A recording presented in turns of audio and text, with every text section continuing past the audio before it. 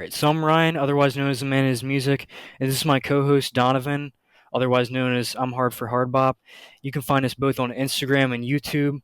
But today we're going to be doing our first podcast, something that we kind of intended on doing the past couple weeks, I'd say. Yeah. And so, with it being our first podcast, we're going to go ahead and talk about some topics that we've been seeing popping up in the jazz vinyl community, the vinyl community in general. And then, before we do that, we'll just talk about ourselves for a little bit, just so you guys get to know us, know how we get into um, the addiction of Yeah, exactly. of all of Yeah, it. yeah, yeah. Awesome.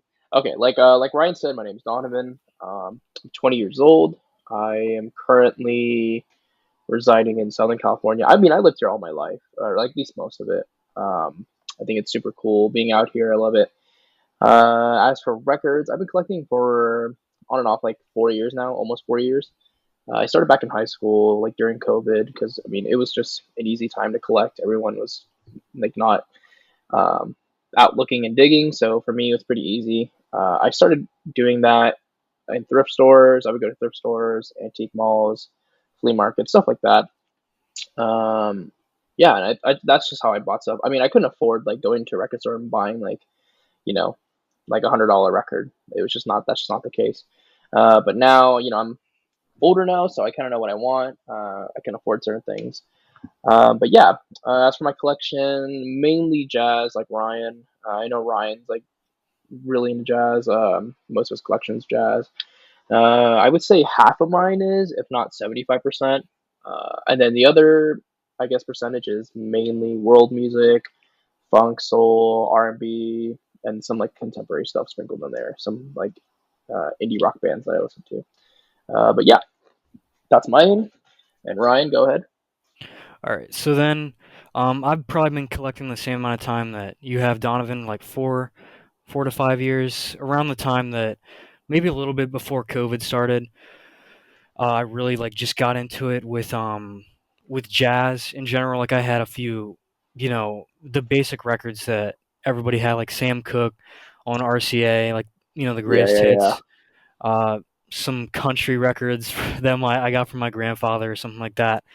But then I went to my local flea market, and of course I live in Delaware, on the direct opposite side of Donovan, which sucks because Dude, yeah. what is that? 20? That's over a 24-hour drive to Dude, get to yeah. where No, you're like at. minimum. Because I mean, I've driven from, no, I think it's longer. I've driven from Southern California to like Texas, and it's like, it's insane. Like, it takes like half a day to get out of Texas. That's how like huge that state is. So, And then yeah, oh yeah, Texas definitely. But then I went to this flea market, and then I found this probably like the second day that I went in there. This is a like a 75 mid 70s uh Coltrane Live at Birdland 1963 on Impulse, but it's on the green label and mm, it's beat to crap. I mean, I don't think I've ever showed you this, like, pulled it out and no, showed it to I don't you, think you have. No. but it's probably like like G plus, which is kind of crazy because Yeah. you think, when you go and pick a record up, maybe especially in the beginning, you get a You get this feeling. yeah, I think it's the feeling, but I mean, if you get a record that's in G plus condition, right, it's not going to sound good, and when you hear that as compared to streaming on Yeah, Spotify, you're probably like, oh heck with this, but dude. Yeah. for some reason I wasn't, and I just was like attracted to Coltrane sound like from the beginning, and I went off. I mean, as you can see, this is all Coltrane CDs, Yeah. box sets, more CDs over here. Just I kind of went overboard the past, like, I say when I really got into collecting Coltrane was like 4 years, 4 years ago. Yeah. But I wish I had a collection like Donovan, more like well-rounded, like contemporary stuff. But I kind of just got a really big focus in jazz. Like I think most of my contemporary kind of records are like Lauryn Hill, Khalid. I mean, that's pretty good. Um, That's a pretty good yeah, stuff. really good stuff.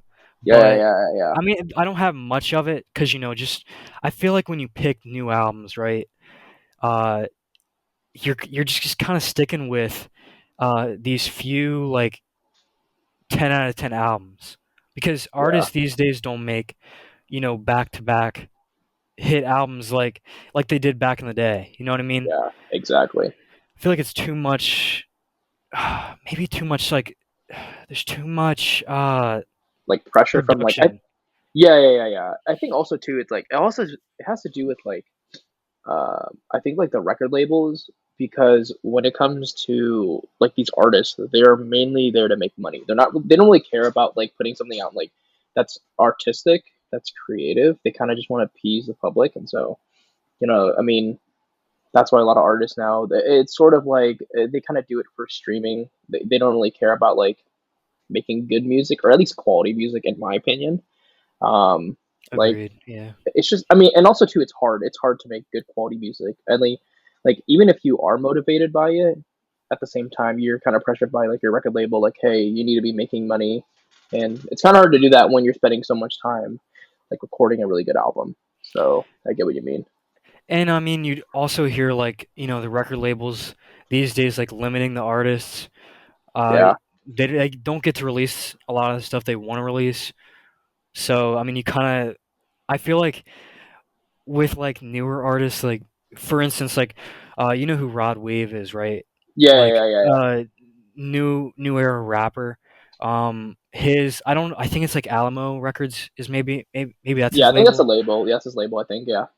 and I think that's out of California. I think, Hmm. but he like artists, for instance, like him, will release snippets of like unreleased stuff because the label is just so strict on what they want out and what they don't. And I guess you also got copyright in there too, because a lot of stuff these days is sampled. Yeah. And I mean, it comes from jazz too, which sucks that that stuff can't get out because there's just so much sampling going on in today's industry. Yeah. Speaking of sampling though, like I remember, what was it? Like honestly, like sampling, that has to be one of the biggest things that got me into like exploring my horizons when it comes to music. Like, like last week, we were literally talking about it was Cortex, right? And like that, Trippe Blue. yeah, that album, like on its own is amazing, right?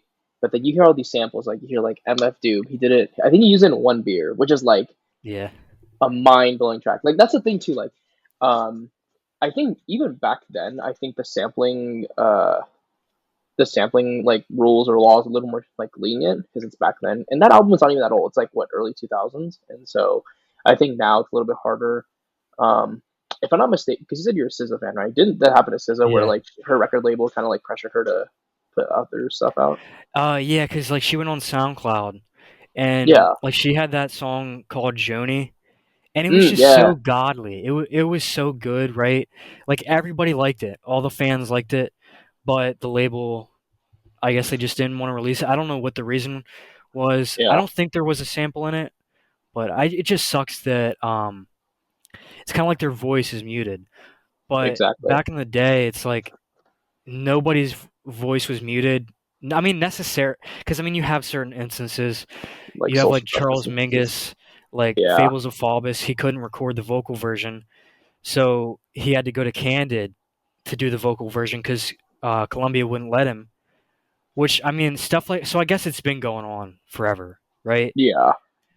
But I feel like it's just more prevalent today, and I guess social media also like you get to hear the stories of like what the label's actually doing these days rather than you know the stories come out about Candid Records and Columbia Records like 50 years later, Exactly. Yeah. because they probably didn't want that stuff in Downbeat magazine. Exactly. Yeah. At the time, yeah, because that's like that was like the all right authority of like jazz back Yeah, then. So it's like, and social issues too. yeah, like the social issues, but especially back then too. I mean, again, like today, there's tons of social issues, so nothing really has like changed at all. So Yeah, yeah, you're right. that's It's cool though. just Yeah, like it's just changed its form. I mean, it's still there, yeah, right? But like it's It's really everywhere, I think. Yeah, for sure. Dude, I never even knew that. Okay, like I remember you showed me the cover. I didn't know that it was like a 70s press. I'd always thought it was an original, and I was like, no way, does this guy have an original like light like Of what? framed? Huh? Of what? Oh, you Like mean a Berlin? the Birdland? Yeah.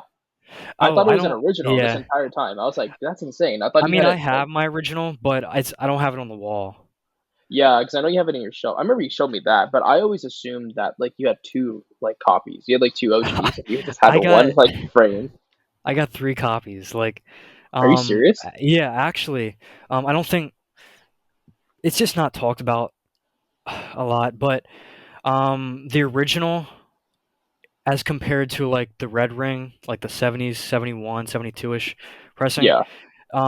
the track Alabama has like a different take. I mean, it's like cut, like it's spliced differently. Oh, So what? I Okay, think that's there's more interesting. time in the original rather than, or no, there's more time in the second pressing, which is weird. Mm, I haven't that's done so much interesting. research on that just because I don't give the reissues too much thought now that I have the original. Yeah. So it's not something I think about a lot. Um, I think because that album, Live at Birdland, right? It's kind of contradicting itself because it's not all live at Birdland. Yeah. Like I think it's like maybe like 3/4 of it might be live, or might be the other way around, like in Yeah. the studio. But I've never really understood that. But I mean, it's a damn good sounding live album, I mean, especially with dude, Rudy mastering it. I mean that's a great album. I think like for me, I know that's your number one Coltrane album. For me, like that's an amazing album as well. Like I love his Impulse discography. His Atlantic stuff is good. I think like musically it's really good. It's just like you said, it's just hard to like because you collect originals. I collect originals as well, at least for like some of my records. And it's like some of the originals like on like Atlantic just sound terrible. Like, and it's not him. It's just like the mastering. Tom Dowd.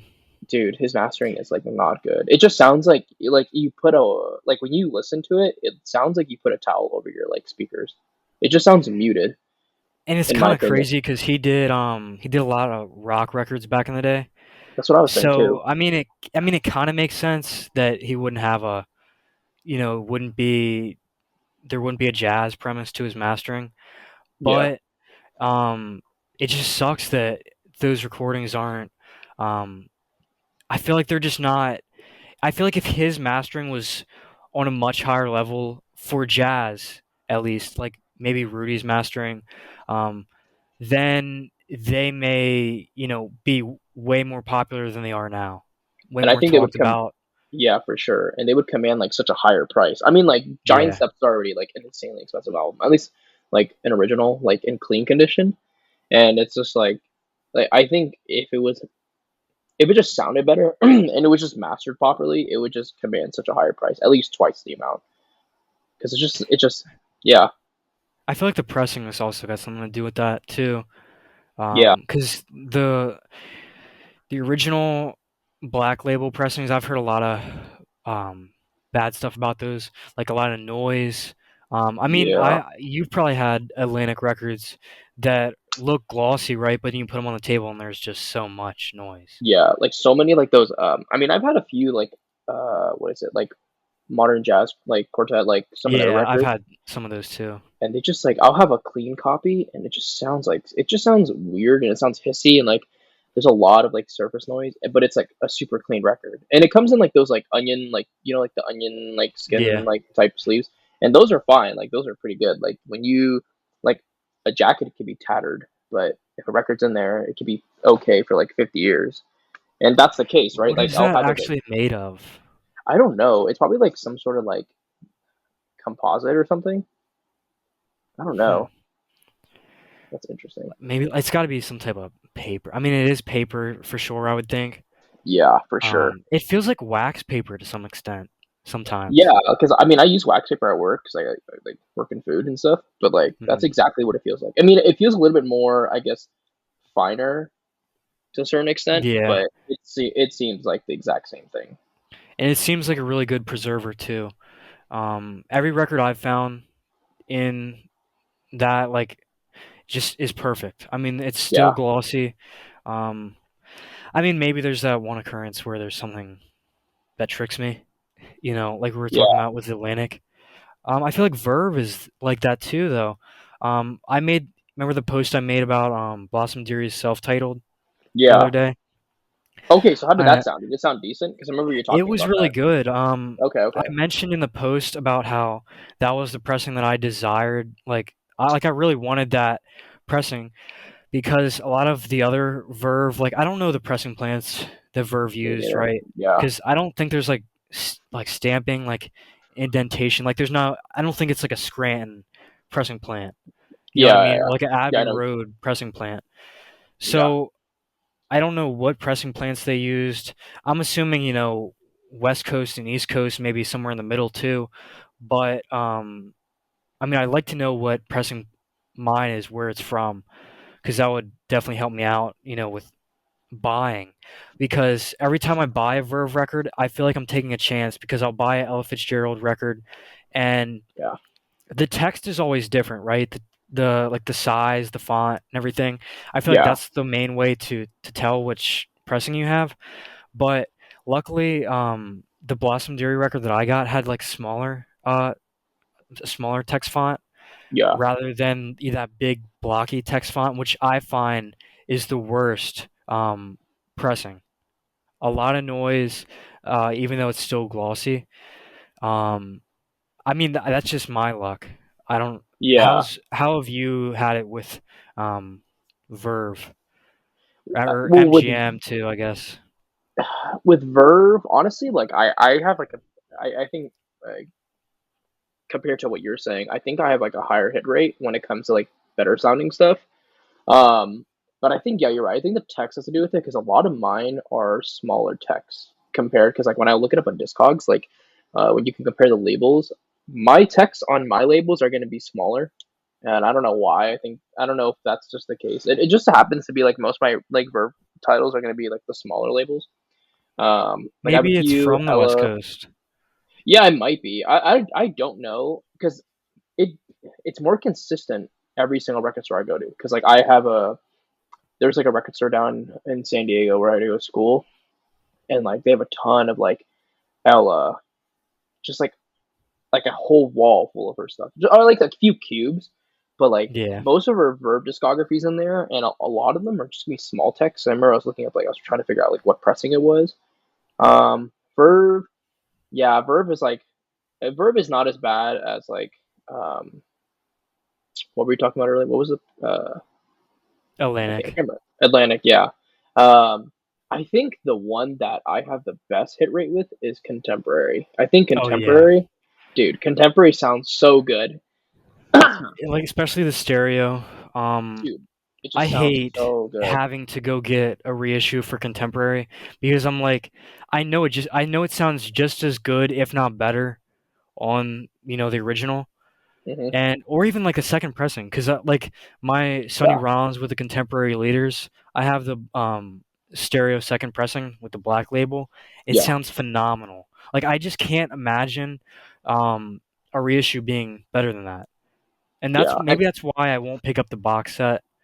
Um, I mean, I like to have those alternate takes for Way Out West um, and the Contemporary Leaders, but I guess I'll hold off until they lower the price because I mean that Ornette Coleman box set. I mean, you saw that last year, Yeah, right? yeah, I saw that The last blue year. Yeah, one. What was it called? I think it was just a question mark or something. And I got that for like 75, but then a couple months later, it's going for like I think it was like 45 or something, which is really yeah, good. yeah. That's a good deal for that amount of like product you're getting. 40. I It's think. like two records. Um, what is it? Something else, and then uh, God, what's the? I don't know the other title, is it a but self-titled? I think no, I maybe. don't think so. I can't remember off the top of my head.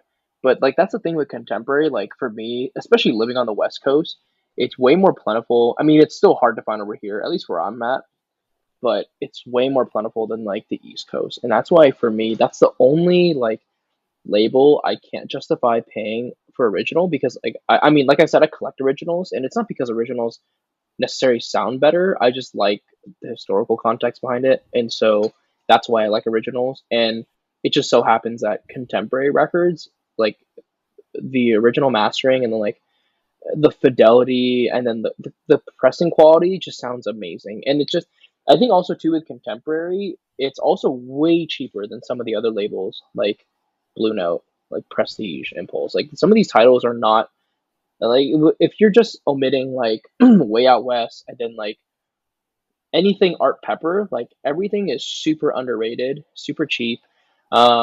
Obviously some of like the later stuff, like late '60s, early '70s stuff, kind of go for a lot because you know that Woody Shaw title.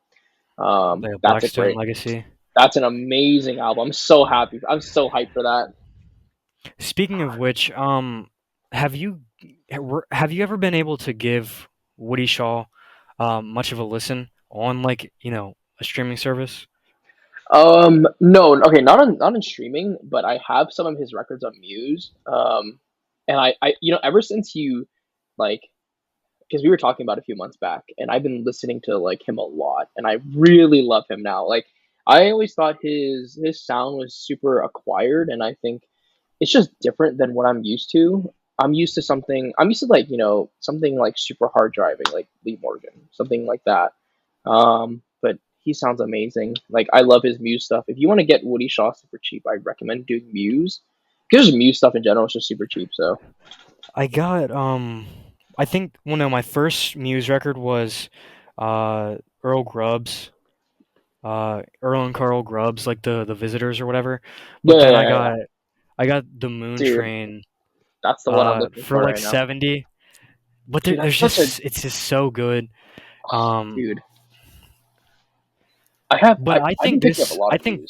this copy, I mean like what's on the oh yeah, Moon Train on his Blue Note album. It's nothing compared to this in my opinion. I feel like once you hear this, you can never go back. Yeah, I don't know like why. I mean, Muse is I like Muse. I think like I picked up a few from Muse. I picked up a Tommy Flanagan album on Muse. Tommy Flanagan. Um, yeah, it's like super weird. Like here, let me see if I can find it. It's just like Is it like at the latter half of Muse? yeah, it's like The end of 80s it? Muse, but it sounds pretty good. I mean, and there's some other stuff as well. Like I picked up like some Cedar Walton on there, and it just sounds really good as well. And I think that's another super underrated like jazz label. But I feel like I've heard of that Cedar Walton title. yeah, it's like a live session. I think it's broken up into two volumes. But yeah, I'll have to look into those after we get dude, done yeah, with the podcast. There's probably I mean, we talked for what, 7.5, 8 hours dude, that was the other insane. night, Friday night. I Dude, still last can't week, believe yeah, that. 'Cause yeah. what time did we start? I At start, my time, we started at like 8:30. yeah, like it was 5:30 my time, and we ended at like 1:30 in the morning, So my time, we ended like at like 4:30. 4:30. Yeah. Yeah. Oh my god. Because Yeah. like I've never. I mean, I stay up that late sometimes, right? But like it's like if I'm playing a video game or something and I want to Yeah. finish it so the story's done with, or I'm binge watching a show, but never never like talking to somebody. But that just Yeah. shows like how much like we're into like talking about records and uh kind of got the same taste going on. You know what I mean? Yeah. For sure. Especially with what I was showing you and what you were showing me, like Dude. Cortex, Yeah. like the Italian soundtracks, Yeah. um, They're so good. so much. I mean, it was overwhelming Yeah. but I made sure to like listen to, you know, not I wasn't able to like listen to all the albums, right? But like Yeah. I made sure to listen to like all the ones that we were like focusing on, like all the way through. Like I can't pronounce the Italian guy's name for the life of me, probably, Which one but was it? Was it what album was it? Do you remember, or like what does it look like? it was like it was the red one, red and white one. Oh, It was like his second most Garo, right? streamed album. Yeah. Yeah. It's like Uh, Garo Piccioni. I think that's how you yeah, pronounce it. something Dude, like that that. album. You know how rare that album is? Like, okay, it's like a soundtrack for a like it's a soundtrack for like a like a movie, like an Italian movie in like the 60s or 70s. But the problem is like all of his other releases have like actual like sales and like they're rare, but they're somewhat common. But the thing with that one is I think the only release it was a promo, and I think it was only played for like certain. I mean, if it's a promo, I'm assuming it's for like radio stations and stuff like that. But its original is a promo, which is super interesting. And like I don't think there's ever been a reissue. It might be, I don't know, um but yeah, no, That it's is so weird. good. Yeah, but Because I that mean, I've album seen is so a good. Blossom Dearie album that was a promo, and it was also the original. There was no. Yeah, It was actually for a root beer company, like that's a so root weird. beer company. I mean, it's not as weird as Plantasia, right? Yeah, Mattress stores. no, that's insane. Like I've never like seen that before, where it's like, what do you call it? Like sorry about that. I had to turn on the lights. No, you're good. Um, like that album is insane. Okay, like also first of all, like that album is just super weird. Like the premise behind it, it's like it's about a plant. It's like a plant. It's an album that makes plants happy and grow. Like that's so weird.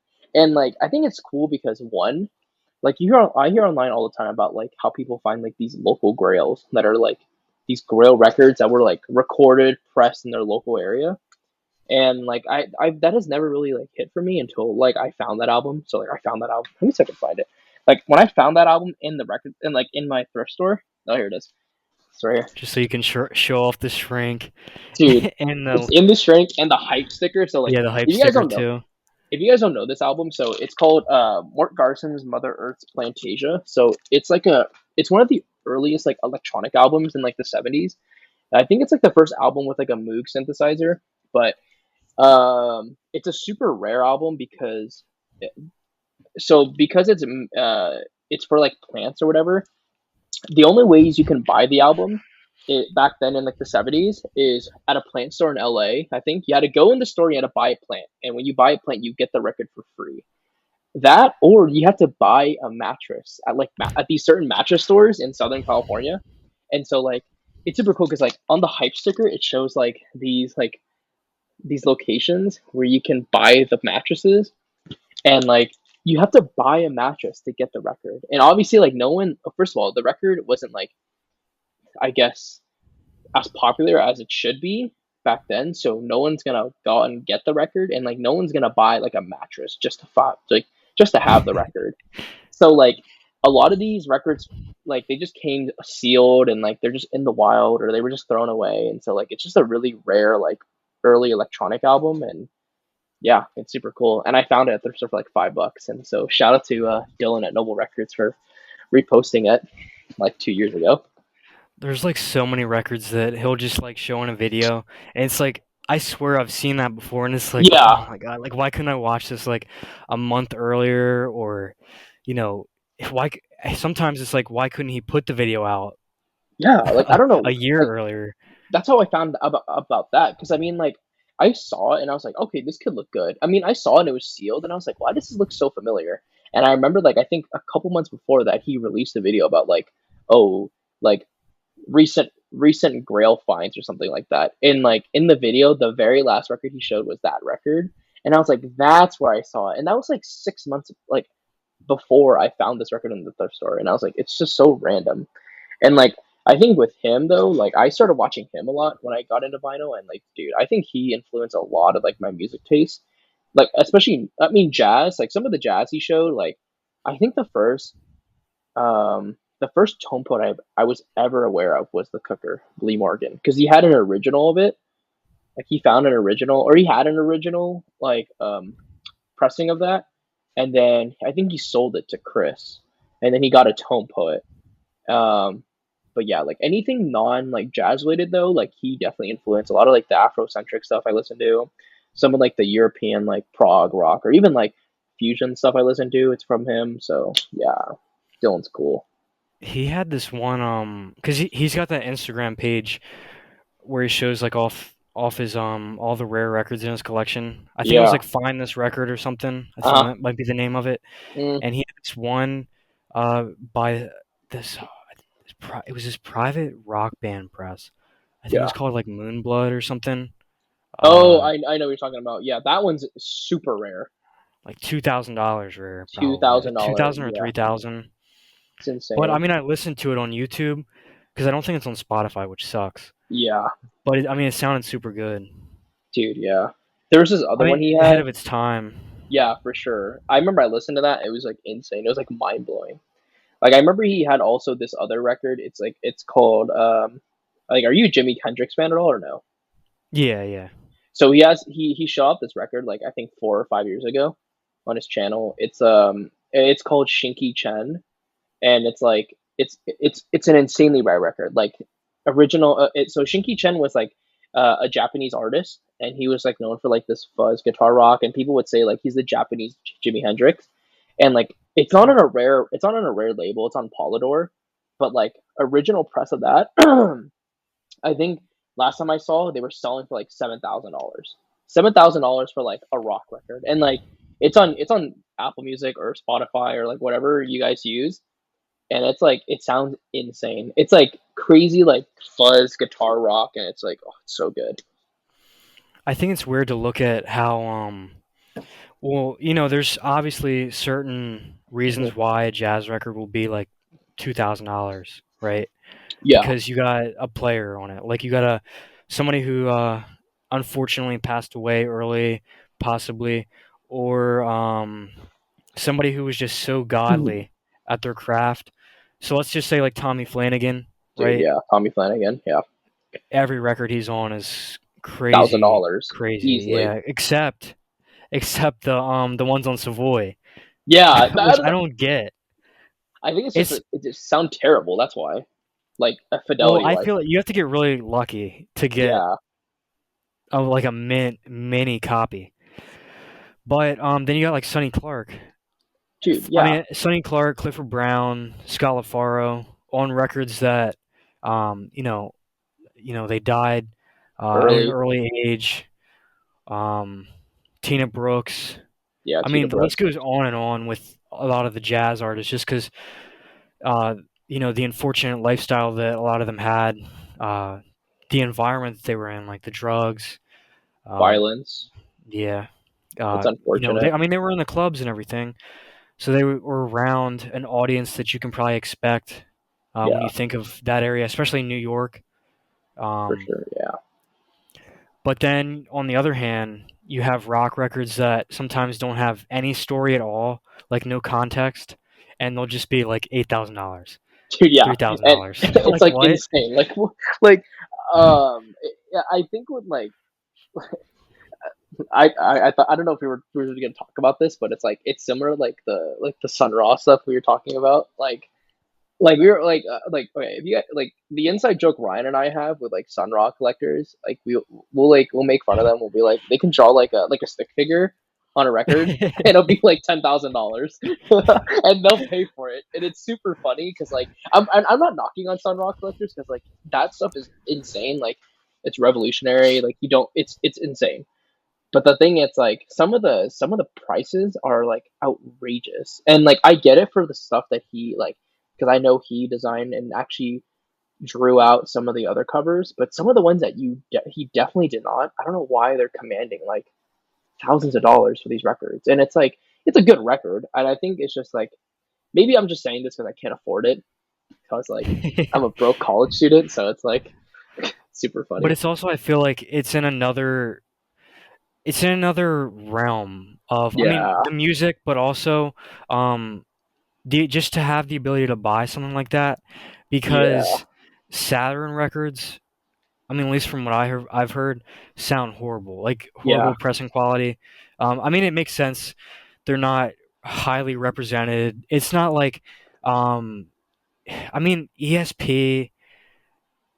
Yes, It would be cool if Sun Ra was like signed to ESP, right? But he was on Saturn, which I feel like I don't even know if there's a pressing information like for a pressing plant, right? yeah. I Like mean, not because too much sometimes they'll have on like those. yeah, because sometimes they'll you know how like they'll write stuff on like the master like the like on the case with the mastering tape, and Yeah. like they'll write information on. But then like I don't even think they would do that there because like the fact that he was designing. I mean, that could have been like an artistic thing. I'm not a huge like Sun Ra like expert, but maybe it's like for me like if you're taking that out of it, like taking the artistic aspect out of it, if he had to like design some of the other like record like the jackets or whatever and like actually paint them, that just shows you like they're not a big scale operation.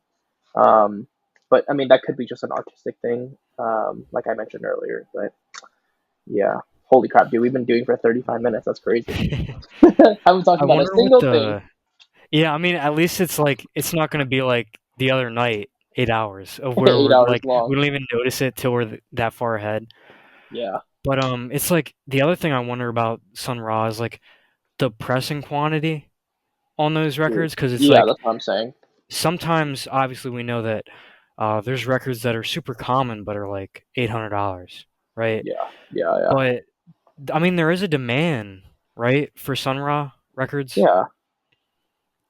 So I mean I guess there's it's just I think it just goes back to what I said too before. It's like and it's in another realm, so it just attracts a certain kind of buyer in a certain market Yeah. with a certain amount of money, um, expendable cash, For uh, sure. just willing to drop everything. Yeah. I feel like not like you said earlier, not to knock Sun Ra collectors, right? But I feel like if a Sun Ra collector has a full-time job, right? I feel like they're the type of person that would take off one day at work just to bid on a record. Yeah. Like Because it's like, dude, I don't know. because like I mean that has to be like nerve wracking. Like bidding on his It record. does. Imagine like you bid like let's just say you bid like 3K on a Sun Ra record, and then like you leave thinking like, oh, this is plenty enough, and someone outbids you by like 4K, and it's like a seven You know what I thousand mean? dollar record now. Our thoughts when we bid on a record, like say we bid like $200. I mean, even for me, two when hundred I'm dollars, bidding like I like can't. when I'm Oh bidding my, like $20, I'm like on the edge of my seat, like just watching hands my sweating. phone. Yeah, and then you Yeah, got the spinning wheel, and then you're waiting for the notification to pop up with the little firework that emoji, and you then I'm won. like, yeah.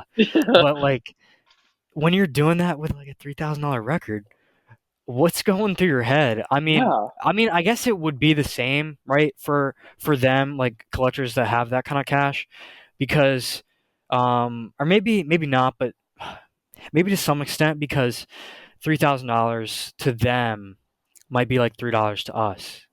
yeah. Um, So I yeah, mean, I know what no you mean. offense to people that spend the cash on those records, because I mean, I would definitely do it if I had the Dude, money. yeah, same. Like I highly respect because like it's not even like just throwing cash. It's just like dedicating time, money, and resources to an artist, right? And an artist that's not even here anymore. So that's like really like I respect that a lot. Like I respect people who um like I mean obviously like if you're not in a financial situation to do that, don't do it. But if you are and you spend the time and resources and dedicate like let's say your vinyl collection to a certain artist, like I like highly respect that because like it just shows you like the impact the music has.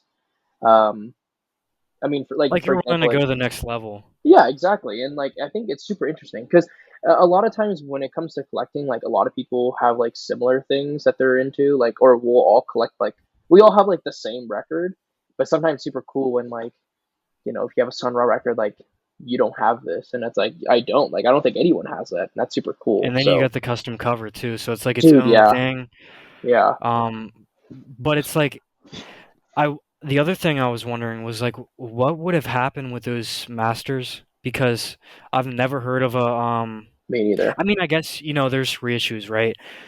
But I mean I haven't like given it much of a look, but I'm assuming that there's probably unofficial pressings for some of those Sun Yeah, Ra records that are for like sure. $3,000 Yeah, because I mean whatever whichever group of people that decides to make a unofficial bootleg, right?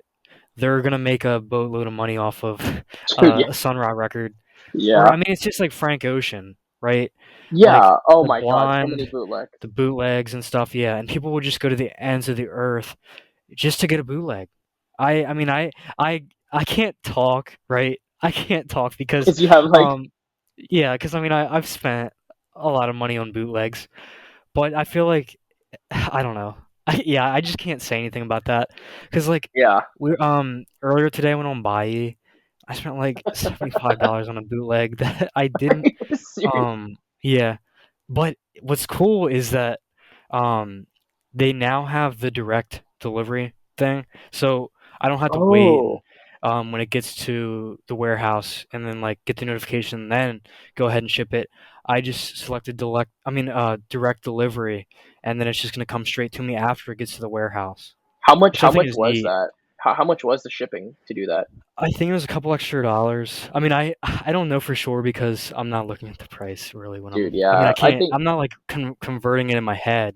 hell I no, wish I no. could. I probably, thinking of how many times I've bought off a Buyee. I mean, why did I say Buyee like that? But um, thinking of how many times I've bought off there, you think I could convert prices and stuff? Yeah, same. Like I Um, can't. I don't know how. Wait, is it yen? No, it's yuan. Is it yen or yuan? Is it yen? uh, I think it's yen. Oh yeah, because it's Um, Japanese, right? Yeah, yeah, yeah. So, Let me just grab dude, the tape real quick because my dude, dad's looking for the tape. like it's what's crazy too. Like I don't know, like with the whole Frank Ocean thing. Like I wish I bought Blonde. Like how when it like reissued when he reissued. Yeah. Hear about that? Did you buy it or no? I didn't get to buy No, I it. didn't. I wanted to, but like I was just. I feel like the bootlegs kind of drove me away because at the time um I wasn't too up on that like knowledge wise, Yeah, same here. especially with Frank. like legal reasons. I Yeah, didn't know anything about that kind of stuff back then. But yeah, I feel like it's important to discuss this too, like because most people don't understand it. I don't know why. I mean, it is understandable to see why some people are like straying away from bootlegs, right? yeah, But it's not illegal to buy a bootleg. It's illegal to yeah, make them, yeah, yeah, but and sell I them. mean, you just can't like share them. You know what I mean? So if you keep it in your Mm, own space, um, in your own collection, of course you can make like you can burn your copies or whatever for personal use, hmm. but you just can't sell that stuff.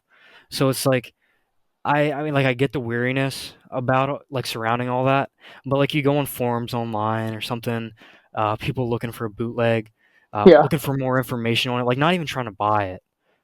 I myself have dealt with my fair share of um, people trying to shun me for talking about a bootleg, like um, just because like you don't know what's on it, right? I mean, a lot of the time with like Coltrane stuff, you're just guessing at some yeah, points. So you're just waiting to hear back from somebody. Um, I hate to admit this because I know some people don't like it, and I don't like it myself. But I've messaged people on like a huge scale, like 40 people on Discogs about like because you can click and see who owns a release, right? yeah. Who owns certain releases? And then like I messaged like everybody who owned the release, which is kind of funny because it stopped me about halfway through. Said I was doing it too fast, which it does Oh, that sometimes when you're like yeah, spamming it or whatever. But most of the time on the bootlegs, people still don't respond to you on Discogs when you're asking about it. But then you get those like few rare occurrences where they're like willing to tell you about it, tell you how they got it and stuff like that. And I just think it's super neat to find people who are like open about the bootleg um, yeah, stuff because I don't think it's that yeah. big a deal. I mean, Yeah, it is a big deal when you're talking about new artists like Frank Ocean because they're losing out on money, for sure. and I mean, that's horrible. It's horrible yeah, it that that's sucks. happening. But then these bootlegs, right? Like Coltrane bootlegs, it's like why restrict the music? Why limit it? Um, Especially you get the 1978 thing, that kind of law that they had, where anything before that, Is I'm not going to okay. go into all that because that's so much gibberish probably. Yeah, yeah, But yeah. I mean, it's recorded before 1978, the Coltrane bootlegs, and So it's it's like kind of like protected then, right? So it's like okay. It's like it's not some of it okay, but is. it's like kind of like in that gray area where it's like okay, It it's is like in the within the gray time. area, yeah. Yeah, yeah, yeah. Well, Which I think sucks because some stuff is only on vinyl, for bootlegs, and then some stuff is only on CDs. So you're kind of just Screwed, yeah, with yeah. that stuff. And You then kind of the other bootlegs, right? I mean, you've seen some bootlegs with like weird song titles, like song titles that don't match the album. Like you've yeah. seen that on like Beatles or like Pink Floyd bootlegs or something like that. I think I've seen on like And some like Doors. I think Doors like oh some yeah, Doors have The some. Doors Yeah, too. yeah. But you're at that point you're taking a risk because you're like, do I have the material on this or do I not? So it's like that's Mm, part of what I was kind of going through, I asking see. people like, does this have unreleased stuff or does it have stuff that's already been released? And it's just like, a bootleg company trying to take advantage of, um, maybe not enough copies or something like that. I'm Mm, not okay, too okay. sure. There's I mean, you're tons of kind of like, reasons, I guess. well, because you're more into it though. I mean, oh well, like earlier when I was talking about the Frank Ocean thing, did you see that he reissued it? He reissued it though. Yeah, Like and I've seen that's like the super cool, craze on Reddit dude. It's and insane. like Like how the people missed prices. it. Dude, I missed it because I was working, and I was like, I got so sad because I mean, like I'm not like you don't even have to be a big Frank Ocean fan to appreciate how like good that album is. Like, I mean, his discography is great. I think he's a because I'm in fashion as well. Like, he's a big fashion influence as well, and like just cultural icon, at least for our generation, right? I mean, I don't know Yeah, if anyone definitely. here, I don't know if anyone who's watching is gonna be into like Frank Ocean like a lot, but yeah, like I dude, like he it's unfortunate because like I mean it sucks for him he's not getting any money out of it, but if he just talked to his record label, um if he just talked to his record label, oh no, because he's independent, if he just like decides to like repress it, like I was thinking about this too. I was like, what if Vinyl Me Please did his like reissues? I feel like that would make so much sense. Like Maybe Nostalgia like a Ultra would box be set great. too. Yeah, and he would make so much money off of it, right? And it's like it's not like a cash grab for him, but it is. But it's also like appeasing us as like listeners because we love it. I mean, a lot of us our age we love his music, and so it's just hard to find physical media for it because, I mean, the only thing that has ever gotten an actual release is Blonde, and I think Endless, right? Isn't Endless the live one? Is that what I think it is? I can't. Oh, I think it may be. Yeah, I'm yeah. not too So positive. I think those are the only two, and then Nostalgia Ultra did not get anything. So, but yeah, I mean, oh wait, I told you. Were we supposed to talk about Tone Poets? Like, I don't know, like Oh 30 minutes yeah, ago. yeah, yeah. So, I mean, this just shows like, we can just kind of go on tangents and dude, just a go for hours talking. 30-minute tangent. Okay, guys, so we're actually gonna talk about jazz now. We didn't even talk about jazz for like 30 minutes, dude. It's so bad. But yeah. Anyways, I think now we're gonna discuss about some things in the VC that we think are really interesting. I Topics that are know. popping up and everything like that. Exactly. So as of recent, if you guys saw, Blue Note released some classic series that they're going to be reissuing. So the next set, and I think I can speak for everyone here. A lot of us are pretty happy with like the decision. Obviously, there's some stuff omitted that like I would personally like, but now we're going to go ahead and talk about some, I guess, potential titles in the future that we would like to see on both Tone Poet. Classic series. Did we mention a craft as well, or no? Are we gonna do craft or no? Um. Uh. Yeah, we could. Yeah. I Yeah. mean, I Craft only have a recordings. few. I only have a few, so I mean, um, yeah. I mean, you can go first. You want to go first? Yeah, I'll go first. Yeah, yeah, yeah. So like, cause I mean, we see it every day on Instagram. Like people just like, I think somebody started like a little hashtag of like, the tone poets that should be, and a lot of the times you see like stuff in the 1500 series, which is the stuff that didn't really get Liberty copies, really anything at all except maybe the first couple pressings, like, but they'll still be on like the Lexington Avenue or something like Yeah. that. They'll maybe Hmm. have like a beaded rim, like different variations. So personally, um, I wrote down like the top ones that I'd like to see, and I've excluded, um, for obvious reasons, the ones that Music Matters has done, just because those are probably thrown out the window for the Yeah, most yeah, part. Except, I mean, maybe we can get an occurrence like Blue Train, a small exception. yeah, yeah, But for sure. I chose Flight to Jordan. I feel like that's one that everybody would probably pick.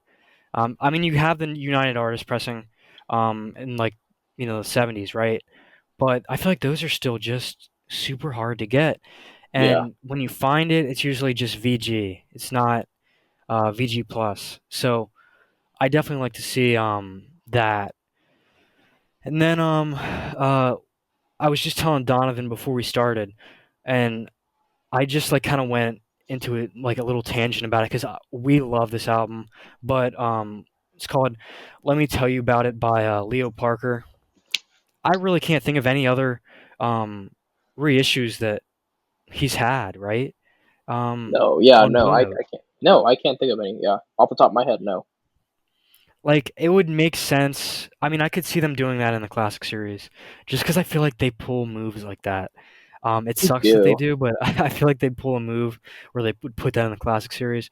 But that's a really good album. I mean, uh, I like to see it in the Tone Poet series. I think there's stereo copies and stuff.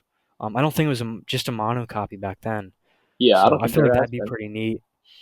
Then another one I thought was, one that was well needed. It's time for a reissue. Wailing with Lou. I mean, people don't even talk about that, and there's only like a few pressing variations for like the first pressing. So it's like the beaded rim, the frame cover, just different variations Hmm. to that. Yeah, yeah, Um, and I feel like there's not a big Lou Donaldson representation in the Tone Poet series. yeah. I mean, I feel like most people would agree with me there. I mean, you got some classic series that he's had, but I mean, Lou Donaldson, he's still alive. Like, imagine Yeah. reissuing Wailing with Lou, and then somebody gets to tell Lou Donaldson, and that's something that that would make him happy to know that. I mean, for one, his music is still on vinyl, right? Yeah. But also that it's obtainable, and not to go on like a mini tangent or anything, but a lot of the times I think like a lot of these living artists, what do they think about? I mean, how do they look at it when they see one of their records selling for like $1,000? Dude, Because yeah. I don't know if they'd want that, right? Because it's like, I mean, you make a really, really good album, but then other times I'm like, I can also imagine like Hank Mobley and Lee Morgan up in heaven or something, being like, Probably like trolling, "Damn, yeah.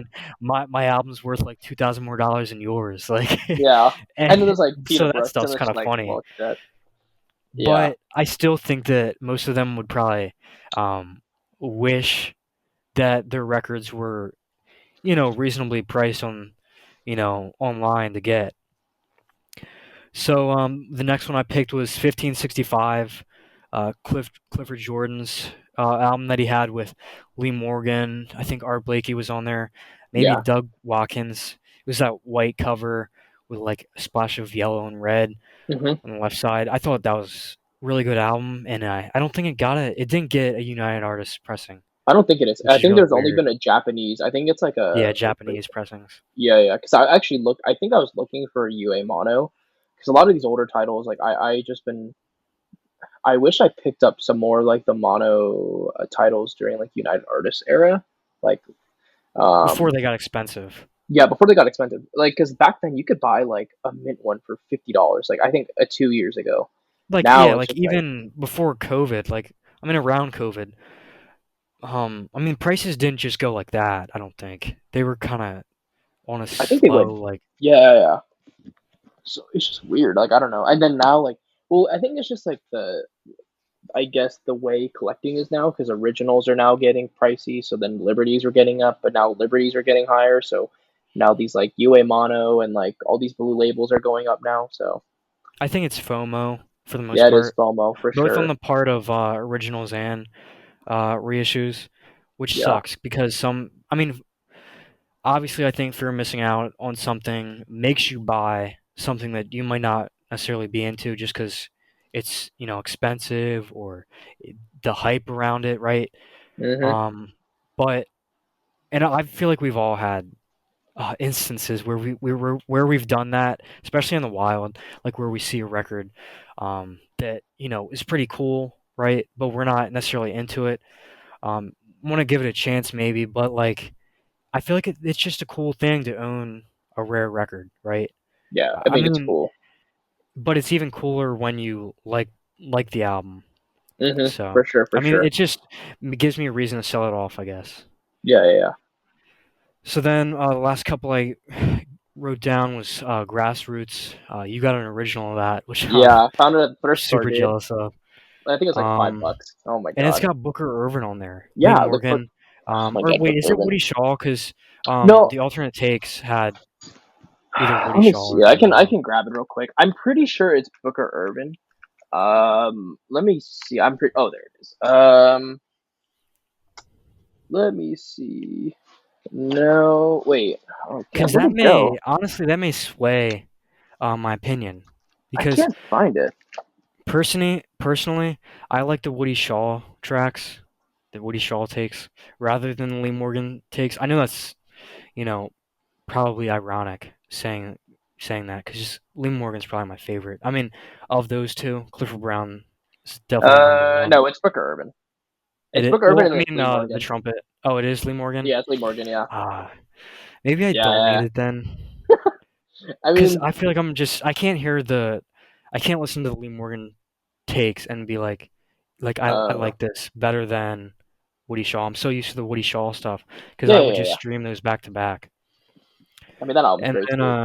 the last couple, Volume 3, Curtis Fuller. First Fuller, yeah. That's a definite. The I don't know sermon. I why. feel like I only say the sermon because it's so hard to find. Well, it's so hard to find an original, right? But it's And also so hard to find a VG Plus copy because yeah, every copy you find is so beat. Um, I've found so many though. It sucks yeah. that they're all like G plus. Then the last one I picked, which I think is probably the best contender. I didn't Yeah. tell you before we started the podcast just because I kind Okay. of Oh wanted yeah, the yeah, aspect of surprise. yeah. Okay. But I'm gonna say Hank Mobley and his All Stars. It Ah. got Okay. like I don't think it got the black label. I mean the black B. I think it got the Uh. white B. Okay. Or maybe it got the black label. I don't think though. I think I've only seen it in the white label. I mean the white B. Liberty. Does White Bee have Van Gelder mastering, or is it only Sometimes Blue it Bee? does and sometimes it doesn't. The stereo Okay, ones, they I do. forget after which catalog number. Um, but after a certain catalog number, uh, it stops, and Yeah. then some of the stereos are still they'll have the Van Gelder stamp. But like on that Hmm. one, for instance, doesn't. Oh, So okay. it'll just Wow. say stereo electronically uh, Enhanced. enhanced or Oh, whatever. I see. I see. Okay. Well, those are So some pretty good picks. I think that those are some pretty good picks. I will say. So you mean? I mean, like for us when we're talking about this stuff, we're mainly choosing obviously because it's a tone poet. It's gonna be either Blue Note or Pacific Jazz. And then if you're talking about like craft, you can do contemporary, some new jazz. I mean, they've only done one which new new thing. jazz? Um, I always wonder about what'll happen with that because I haven't seen any like Yeah, besides what we were talking about earlier. Before we started the podcast, like there's that Kenny Dorham title, right? yeah, For the record store day. Uh, but besides that, and there's one other one. Um, I can't remember off the top of my head, yeah, but I yeah, yeah. feel like it's only like special occurrences that they do new jazz. Yeah. I mean, they I do. mean, They I'd have like to see them Savoy, do it. right? They did it. They did the Sun Ra titles. So Yeah, I'm thinking about like that'd be super cool. Like, so I mean, if I'm off the top of my head, I have a list right here, but off the top of my head, I think it'd be cool to do like introducing. Like, I mean, I've been looking at that album forever. Like Lee Morgan, like that's a really hard one to find clean, and like it's super hard now. But anyways, my list. So for tone poets, this would be an amazing tone poet. This is like oh, this is literally like if the definition of what a tone poet is. Something that's rare, something that's um, iconic, but not as well known to like other people besides like collectors, and it's Cliff Jordan. I think that's an amazing one. Like that's a super rare record. I don't think it's ever been. I don't think it had a '70s like UA. I think it maybe only has. Japanese, right? Yeah, it definitely has Japanese. I think that's the only. I think it's all Japanese besides like, the original press. And then for switching it up a little bit, so I did also a Pacific Jazz title. I was talking to Ryan about this. So into something Kenny Dorham. I think that's a really cool one. I wasn't really familiar about this uh session or like this album until maybe like last year, I think. It has Jackie McLean. Wait, who is it? Jackie McLean? Is he on it? Yeah, Jackie McLean's on it. Yep. Yeah. So I mean, that's a really cool one. I've never seen that, and it's a super rare record. At least for me, I've never Plus, I seen it. mean, you get the original, right? All Yeah, the originals on Pacific sound horrible, so yeah, it only makes sense to reissue it on the Tone Poet series. exactly. And I think that's a really good one as well. I don't know about the tapes. I don't know if they're still available, but I'll put that out there. And then for craft, so I have two. I have one. I don't know if this is something that we could potentially do. I don't know about the mastering tapes, about the master tape. Sorry. But the first one I talked to Ryan about this. It's actually a Victor Feldman record, The Arrival of Victor Feldman. So that album is a really cool one. It's not expensive. It's on Contemporary, right up Craps Alley. But the cool thing about it, it has Scott LaFaro on it, and I think I was telling Ryan this. This was the first album with Scott LaFaro on it, and he looks so young. So I think it's like a picture of a boat, and like you can see Scott LaFaro on it, and he looks super young. Like dude, it's crazy. It's And you definitely one never of my favorite covers. yeah, and you never see pictures of him, so it's like it's cool. And the last one, I think you'll like this, Mal Waldron, The Quest. I think that would be a really cool one Oh to get yeah, reissued. definitely. That's a good one. I feel like that's just so overdue. I'd like to see personally though. I'd like to see it on Analog Productions because they did Yes, yes, Far yes, yes, yes. Cry. Yeah, Um, they did all those kind of new jazz titles, but they did it in stereo. So you got like Benny Golson, Grooving with Golson, you can stuff hear like him that. So I feel standing like left and right. if they did the Quest, it would only make sense to do it on Analog Productions. Yeah, because a lot of like the titles that they're doing. I mean, I don't know. I haven't picked up any of the other titles on Craft, but a lot of them are in mono. Like at least the one, like they did the Yeah. Quiet Candy on mono. I mean, they did the Art Pepper, but they did both mono and stereo. I have the mono, but yeah, I mean, at least with that stuff, I like hearing it in stereo. Maybe it's just like me. I mean, I grew up with like CDs and And stuff, so I listen to contemporary stereo. too. Yeah, and contemporary stuff. I mean, like regardless, it just sounds great, so it doesn't matter.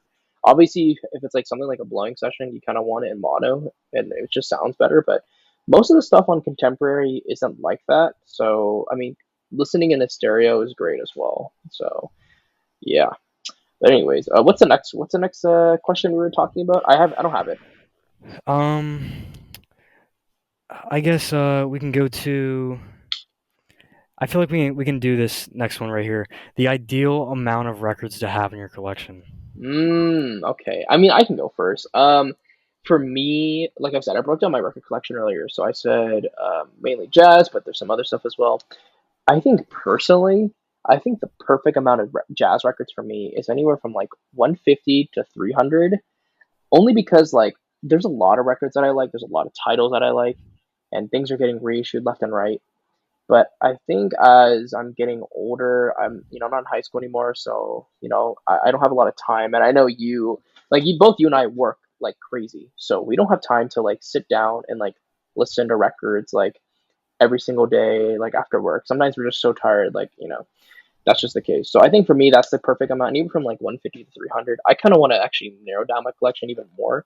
I was thinking about doing it this summer, so I'll probably do it that. And then, so like that's the amount I would want for jazz. So I knew from like 150 to 300, and I'll probably leave like an allotted 100 records or so for anything else. So jazz, oh no, like funk, soul, R&B, blues, like rock, like anything contemporary, world music. Yeah, so that's kind of like for me.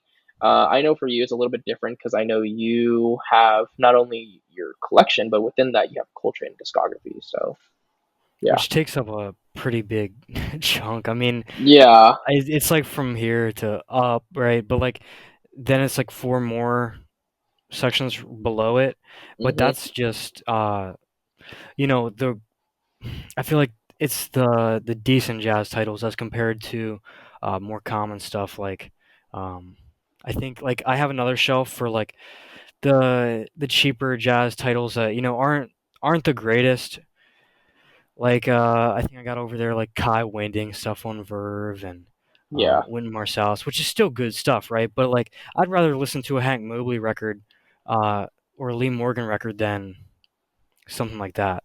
Yeah. So I think realistically, um, I'd like to say I'd want to have the amount that you have, right? Yeah. But um, I feel like it's all a matter of like people's like lifestyle, like what they're doing too. Mhm. I didn't think about that when I put the question down because it's such a complicated question to answer, right? Yeah. So it's like if you have a job, if you're working full time, I feel like the good amount of records to have. If you, I'm not gonna try and contradict myself, right? Because I got all this Coltrane stuff, but that's like that's something separate. At least in my head, the way I look at it. So I feel like ideally, if you're working a full time job and stuff like that, and you only have like full days off on the weekend, I feel like 500 is a decent amount. Yeah. I think that's good. Um, Mhm. but also, I was gonna ask you, uh, out of like your records, right? How Mhm. often is it that you pick up a record? Like how long is it before you pick up the record again that you played Ooh, that's before? interesting. So, I kind of go through a process where when I buy something, I don't listen to it right away. I clean it first, and then I listen to it. And I think that's for most of us. It really depends. Like something like I mean, okay, like my favorite jazz album is Monin. So like that's something I'll visit to like every once in a while. Like it's like more often than some of the other titles I have. For me, I tend to listen records at night only because I'm like I'm really busy during the day, and so sometimes I don't want to listen to something where it's like a blowing session. It's like I had a long day. Yeah. I don't want to listen to something like that. So it really depends. I would say maybe like a few months. And like I know that's bad, but a lot of people would say that's No, actually pretty I get good. it. Yeah, a lot It of people say is that's pretty because good. um sometimes I have records like that I haven't listened to in like a year. I Hmm. hate to say it, right? But um when it comes to like the expensive records, I'll take like a maybe like a 2 week gap. So like say like my top 50 records, right? Those are most likely on my table like a couple times uh, throughout like within the span of a couple months, I'd Yeah, say. yeah. But a title like let's just say like The Kicker, right? I bought that as a tone poet. Hmm. I'm probably only gonna play that um, maybe like 2 or 3 times a year, Yeah, yeah, that's which sucks fair. to say, but I feel like the other thing is that when you have your like collection, I feel like sometimes you just get you listen to an album that you haven't listened to in a while, but then you're like, well, I want to keep playing that because it's like it's Mm, stuck in your head. So I feel like eventually it comes back around full circle. yeah, for sure. Like, I mean, lately I've been listening to like, I mean, jazz. I always listen to jazz, but something I've been listening to so much lately is like soul, and I've been listening to so much soul. Like, I bought a few Al Green albums. Like, I bought Let's Stay Together. That one's a little beat though, so I don't really listen to that much. But I bought I'm Still in Love with You. I mean, I've been listening to a lot of Otis Redding as well. Sam Cooke. I mean, like, dude, those are like, and for me, right? It's just like things that are a little bit more accessible. Like I can stream it. I don't like to stream jazz only because when I listen to jazz, I like to be a little more intentional about it. Like I kind of want to be in the moment and like really focus. Um, but yeah, like I've been that's been something I've been listening a lot to. Like I'm like maybe 2 weeks ago, I started listening to soul more. I mean I started revisiting some stuff and I've been listening to it nonstop. Like I think this week, I think yesterday was the only day I didn't listen to anything, but I think I went like a week straight just playing at least one of those soul records, and it was just amazing. I don't know if like because I when I started collecting, I took like gaps in between like Mm, the time that I took listening to jazz. hmm. I don't know why. I feel like it was just like a natural thing with Yeah. my listening. Hmm. But then I always came back to it eventually or something like that.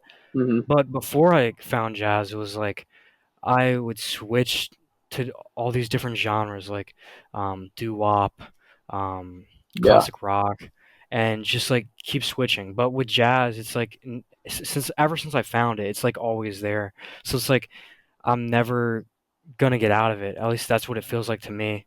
Hmm. Um, right now. I don't think it'll ever change, right? For sure. For Yeah. most of us, because I feel like it's a music. It's different than anything, right?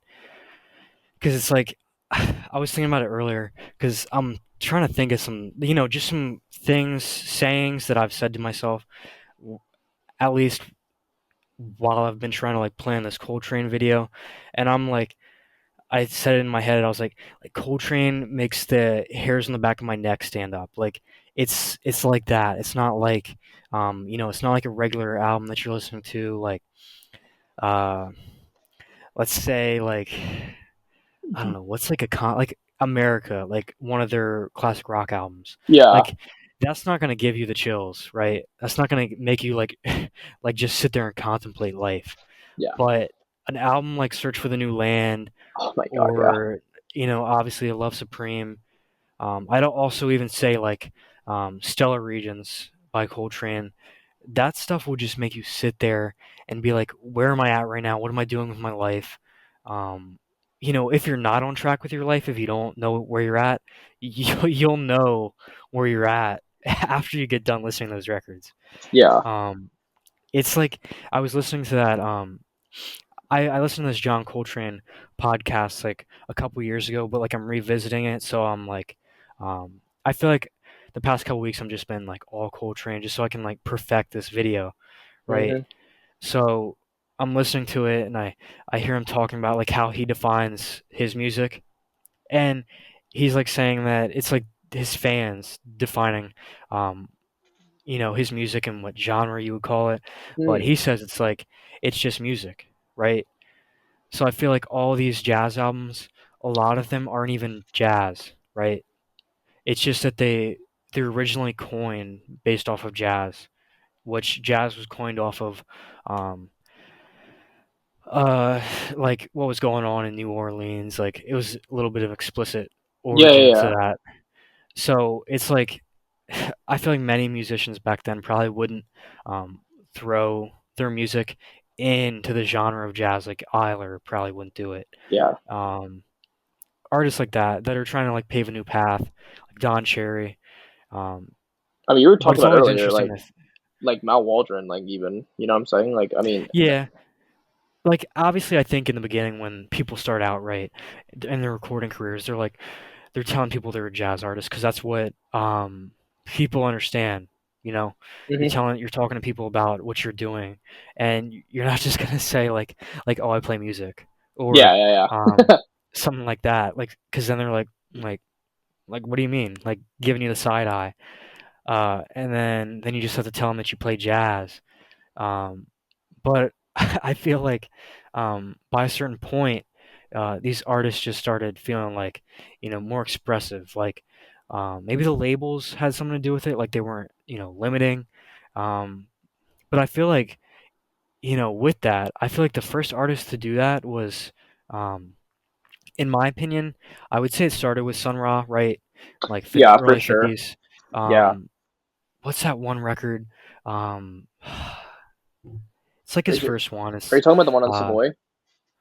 no, this is like real early. Like I think it's like Oh, 54. Um, is it the it's a 10 10 inch? inch.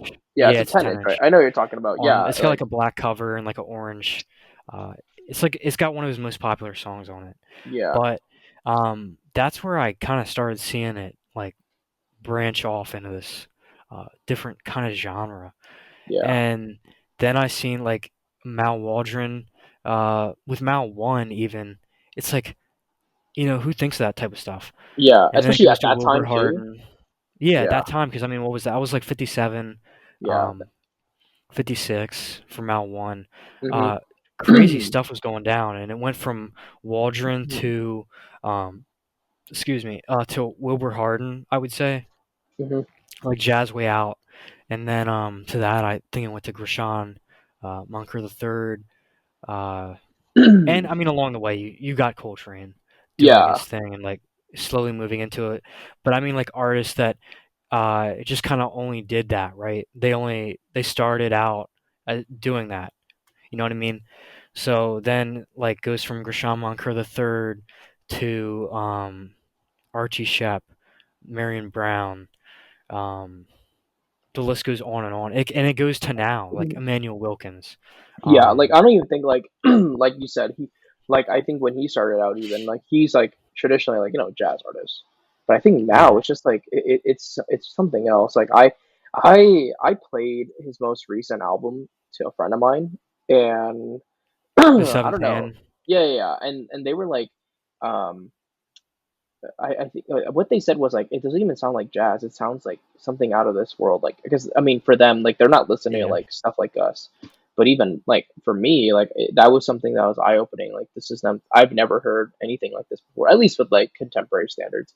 Um, but yeah, like I've seen like going back to what you said, I think it's really interesting because I think there's that social aspect where these artists, I mean, artistically, they were put in this like under this label of like, oh, I'm a jazz artist.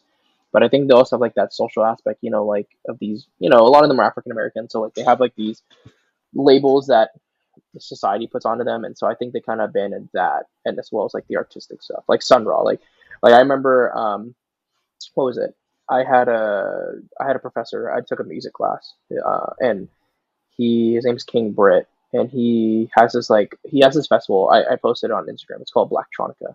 And it's about like music and how African Americans like in inspired and influenced like certain genres of music. So like jazz and then soul, like neo stuff, and then like going to like electronic music. But he was talking about how growing up, he's from Philly, but growing up, he like personally knew Sun Ra. Like his family was very close to Sun Ra, and he was saying like when I would go to Ra's house, it's like he would say like they would be dressed up in like these crazy like outfits um and like he told me he was telling us he was like that's at that moment like I wanted to be a musician but I didn't know what I wanted to like what labels I wanted to like be a part of. And for him it's like I don't want to be like a jazz musician. I don't want to be like electronic like artist. I just want to be an artist. And I think that's super interesting that you mentioned that earlier where um artists are kind of like put in these labels and then they kind of just abandon them and now they're just musicians. They're not like uh, they don't have to like subscribe to like these certain labels that we put upon them. So I think that's very interesting. and I feel like at that time when they kind of abandoned those labels, right? Hmm. There was already like criticism towards the music.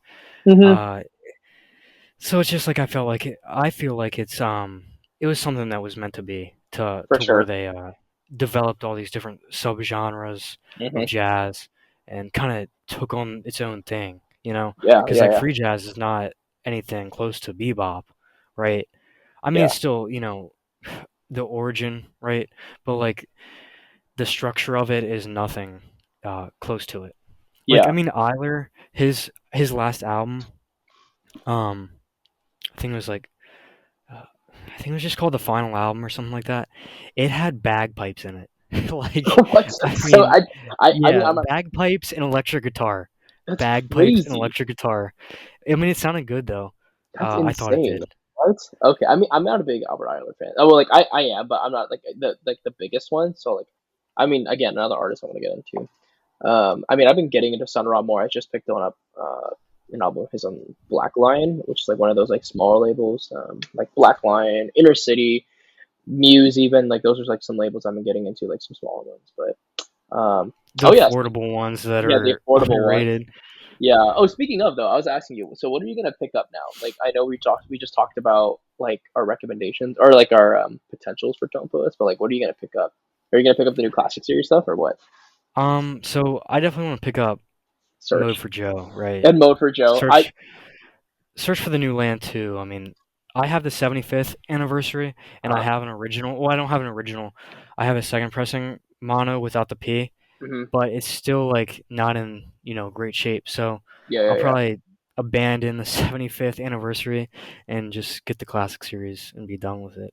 yeah. Can I Because to tell you? get the P is so extremely rare, And it's so you know. expensive too, and it just like increases the price by like I think 200. Like how? Wait, what's the price difference? Like a P, like a no I P think it's second like press. It's like $300 difference when ye- you're talking about a VG Plus copy, yeah. maybe. Uh, oh, you know what's so funny too? I like literally the night before they dropped that. I didn't tell you about this because I wanted to surprise you, but I almost bought like a second press of Mode for Joe.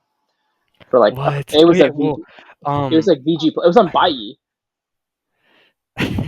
I almost bought it, and it was like I think the guy was asking like 120 bucks, and it was like VG plus, and I was like, okay, you know what? I might get this. I might get this.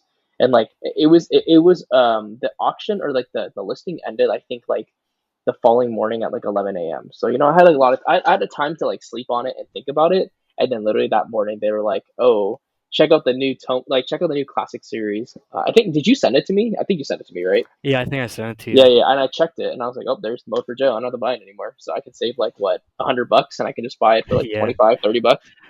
I think personally I would still buy a Liberty copy if it had Yeah. a Van Gelder stamp. I Hmm. was looking on Discogs last night, just checking the pressings and stuff, seeing what Yeah, yeah, was yeah.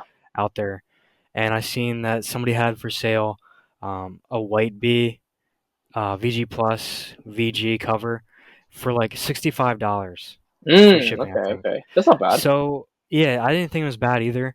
But when you look at what the market was doing with that pressing, it's not the greatest. But when you think of how hyped that album is, that's probably reasonable. But probably just Hold off a little bit. I'm gonna hold off for yeah the for the classic classic series. series. Like I think that one and Search for the New Land, those are probably the ones I'm the most like ecstatic for. Here, let me pull it up real quick. Like that one, those two are probably the ones that I was most excited for. But there are some other ones that are like really cool. Like let me pull it up real quick. So they have. Let me I see. seen some not to throw any flack at their what they're doing, but I seen some that I thought were pretty stupid picks. Let me see. I just thought that I don't know why Blue Note decides to reissue some of like they're really easy to obtain Liberty records like the Duke Pearson was doing like in the late '60s. You Oh know, yeah, yeah, yeah, yeah, yeah. because I'm like that's kind of a stupid choice because I can go buy that right now for $30. Yeah. I think also too So like another one that I'm very. I think the best months, in my opinion, are probably going to be February because that's when Search for the New Land and Mode for Joe drop. But then also um, November, that's True Blue and Night Dreamer. That's a pretty. And then the next month in December is Nuke's Time and Green Street, which is that Green 2 month Street, I that two might month pick that up. stretches. That 2 month stretch is good. They also decide to repress A New Perspective, which is not a crazy expensive album. I mean, we both have. Do you have one, right? Because you just posted it. Yeah, I think Uh, it's kind of expensive nowadays yeah. for I the mean, original. yeah, for sure. I Liberties are mean, pretty out there. yeah. And they also did Happenings, which is like, I mean, I've been wanting to get that one, and then is it Stick Up? That's the other. Yeah, I stick up that's the other Bobby on Tone Hutcherson. Poet. Yeah, I wanted to get. I actually had the opportunity to pick up an original of Stick Up, but I didn't. And then Happenings. I've been trying to buy that album for so long now, but I just can't. It's just getting too expensive. So I get why they did that. But Night Dreamer, that's a really good one. True Blue. I was surprised they did that one because it's been reissued on Music Music Matters. Matters. Yeah, because you have a reissue, right? Yeah, I have the Music Matters 33 on the black vinyl because I wasn't gonna buy the buy it on the The, blue the vinyl. yeah. How does it sound? It sounds pretty good. It sounds really good. Yeah, It's probably one of the best sounding albums in my collection, I would say. yeah, for Uh, sure. the introduction, it's just so crisp. Um, I have no complaints with Yeah, yeah, that. yeah. No, that's a good one. I mean, I'll probably pick up a lot of those. Um, for I guess non reissue stuff. Looking for Volume 3, Lee Morgan. If you guys have a copy of that, and you want to sell it to me, and you don't want to charge me like an arm and a leg for it, hit me up. I'm looking for UA, maybe Japanese. I might be open to that. But yeah, it's funny too. I posted on my story, and Jason actually hit me up, and Jason's like, "Oh, I have a second press," and I was like, "Jason, that's kind of like out of my price range, buddy." I'm like, that's like when Jason like anytime Jason picks up an album, um, that's why I said no. I said no because everything he picks up is insanely clean. He's like so anal about like having something like even if there's like a hairline on it, which I totally respect. Right? Yeah, If you're already spending that much money, you might as well spend a little bit more and get something in near mint condition. And like for him, right? I don't know. I mean, his vinyl like finds videos. Like I know he only shows like the top of the top, But if he's only picking like 5 records in like 5 months, I mean that's fair. Like he's spending like you rather spend it on 5 records that are like super clean, super rare. Quality over quantity. Exactly. And so I think he might have sold his if I'm not mistaken, he sold his Sunday at the Village Vanguard to Dylan because I think I saw a video of Dylan having like a copy of it. I think he mentioned about Jason, and it is because like his copy has like a piece of tape on it. And so that's pretty cool. I mean, yeah, but thank you. I appreciate Jason for doing that. You didn't have to do that. That means a lot, but that's a little bit too pricey for me. But Out of like out of like all the collectors on YouTube, right? I think like his collection is just, I respect it so much because you watch his videos and it's like he's out there buying the originals and he's like doing the things to get it, yeah, for taking the sure. risks on eBay. Um, it's just cool to I every time he posts a video, I got his post notifications on. Same. So Yeah. like whenever I see him post a video, I'm like I remember when Aiden dropped his video and I went into the comments and I seen uh My comment. Yeah, it was so yeah, funny. it was like wake up babe, Aiden just dropped his video. That's how I feel like when Jason drops his video Dude, because it's like I want to watch it. I want to see what he gets because it gets better every time, you yeah, know? I love how like actually I love his setup too. Oh, also FYI, Oh yeah. we only have 30 minutes, 31 minutes left until the time runs out. But So anyway, we can just end it in like 4 minutes then. yeah. But anyways, no, we were talking. Oh, like, but like, yeah, I love his setup. Like, dude, Jason's like setup is my dream setup. Like, I want a Garage 301. Like, that's my dream turntable. If I had the money, I'd buy it. And then he has Devore Fidelity. I think that's what they're called. Devore Fidelity like speakers. It's by like this guy. He makes them out in like Brooklyn, I think, or it's like in New York. And like him and Ken, so Ken McAuliffe, like they're good friends. And like so Ken has his speakers as well. I think it's the same ones as Jason, but they had the same speakers. And like even through like digital video, it just sounds like amazing. Like I love it. Um, but yeah, Jason's great. I think Frederick, dude, his collection's crazy too. That guy, like, he has like a mint condition copy of like True Blue. I mean, yeah, True Blue, and then like super clean copy of like Volume 3. Yeah, that guy has grails. That's like a collection and dream for That's yeah, and not even just the records, but the organization. I mean, yeah, did you see the picture he posted the other day of like his shelf and you seen all the sleeves? They yeah, yeah, just yeah, yeah, had yeah. matching heights, and I was It's like, so cool. like OCD. Like I So just wish I could satisfying. have something like that. But Yeah, I mean, I always use the same sleeves, right? But they're like not. Um, they still kind of look dusty, right? When yeah. I think it's like the over time. mill because like I use like 3 mil like sleeves or something like that. Because it uses 5 mil because it's like a little thicker, but like I find like it clouds up too. And like I know him, like it's crazy too. Like we were talking about like the vinyl, like the question earlier about like how big your collection should be. Like his collections are probably like it doesn't look like a lot. Like with like an IKEA shelf, it probably fills up maybe like 60% of it. But like everything he has is grail on grail, and it's like crazy condition, and it's like yeah, it's super cool. Like he's a cool guy too. Like I read his blog too because he's a blog, and like some of the Oh, I stuff he didn't says know on there is that. pretty cool. Yeah, I mean, because he did YouTube, I think, but then he stopped and then he redid YouTube. But during that time span, he's been writing a blog, I think, for like the past like 6 years or something. So it's super cool. That's pretty cool. Like how all these blogs um, are kind of getting popular again because I seen that DG Mono Yeah, was talking about that. yeah, yeah, yeah. Um, he was like talking about he did that interview with I think we were talking about this earlier. I mean last week. Uh, Jazz Peacock. Oh I yeah, forget his name. I can't just remember his thought, name either. that what they were talking about, that was just a phenomenal podcast. Like very enlightening Hmm. stuff I didn't even know was, um, you know, I didn't know the forums were still active like that. Yeah, Um, it's super I cool. mean, it seems like they're just same amount of activity as Instagram almost, Yeah, right? Or like a jazz Reddit page. yeah, like the Hoffman forum and stuff like that. Yeah, Yeah. Like those are pretty cool. I love going on there, and like I love seeing like it would be like a random topic, and then you just see like these like middle aged guys, and they're just like beefing about like about like Yeah, mono and stereo, and it's like something stupid like that. It would be like mono is so much better, or but like music like they're matters. not too serious. They're like just a soft-hearted debate or something. Yeah, they're just like trolling, and I think it's so funny. But yeah, shoot, what was the last question we were talking? Oh, I think it's a we were underrated artists, and then what we're listening to. So we can do listening first because that's pretty easy. So what have you been listening to this month? Um, Lots of Johnny Mercer Oh yeah, I since the know beginning of the year. for sure, for sure. Um,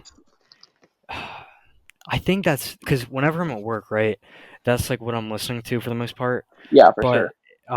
Coltrane all the time, or I Yeah, feel like yeah. that's a known. Um, Let me just go on Spotify and see like what's Nice. on my repeat. I feel I like mean, that's probably the best way.